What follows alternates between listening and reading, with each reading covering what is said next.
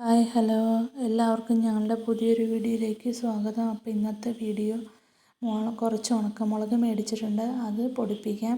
അതിന് വേണ്ടിയിട്ട് നമ്മൾ ചെറിയ ബേസിനിൽ വെള്ളം വെച്ച് മുളക് കഴുകിയാണ് നമ്മൾ പൊടിക്കാൻ ഉപയോഗിക്കുന്നത്. അപ്പോൾ അതിന് വേണ്ടിയിട്ട് നമ്മൾ മുളക് നന്നായിട്ട് കഴുകി വാരി എടുക്കണം.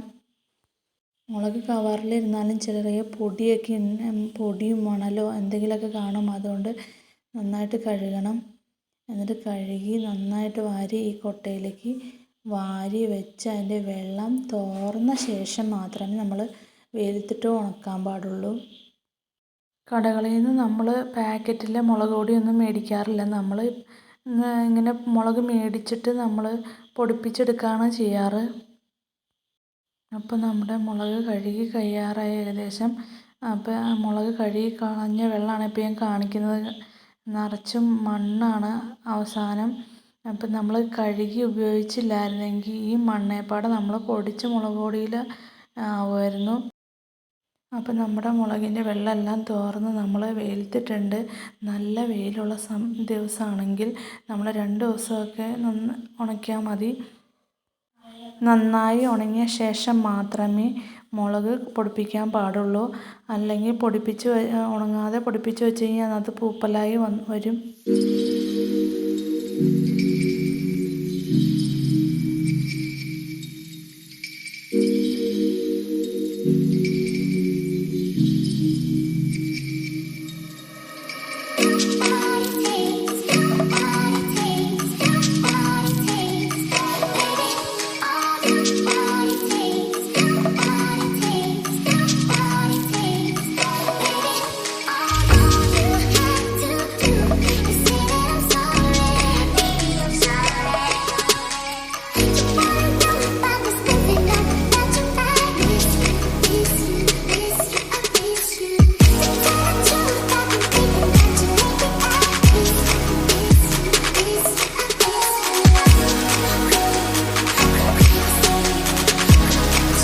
അപ്പം നമ്മുടെ മുളകെല്ലാം നന്നായിട്ട് ഉണങ്ങിയിട്ടുണ്ട്. അപ്പോൾ അതിൻ്റെ ഞെട്ട് കളഞ്ഞിട്ട് വേണം പൊടിപ്പിക്കാൻ കൊണ്ടുപോകാനായിട്ട്. അപ്പം ഞെട്ടെല്ലാം കളഞ്ഞ് നമ്മൾ പൊടിപ്പിക്കാനായിട്ട് കൊണ്ടുപോവാണ്.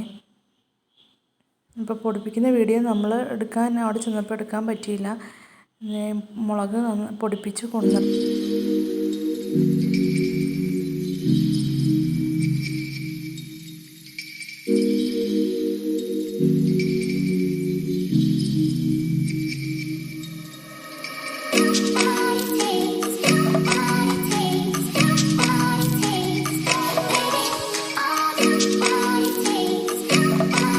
അപ്പം മുളക് പൊടി നല്ലൊരു ടിന്നിലേക്ക് കഴുകി ഉണക്കിയ ഒരു ടിന്നിലേക്ക് ഇട്ട് ഭദ്രമായിട്ട് അടച്ചു വയ്ക്കാം.